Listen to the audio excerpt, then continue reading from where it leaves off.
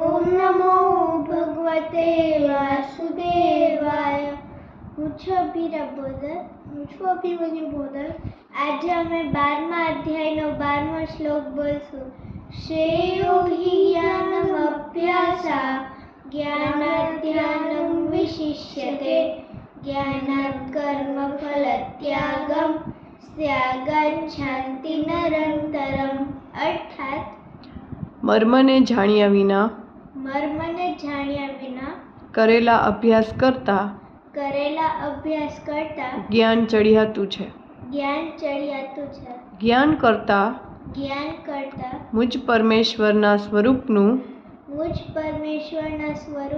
ધ્યાન ચડિયાતું છે. અને ધ્યાન કરતા પણ સર્વ કર્મોના ફળોનો ત્યાગ ચડિયાતો છે. કેમ કે ત્યાગથી તરત જ પરમ શાંતિ મળે છે. ધન્યવાદ.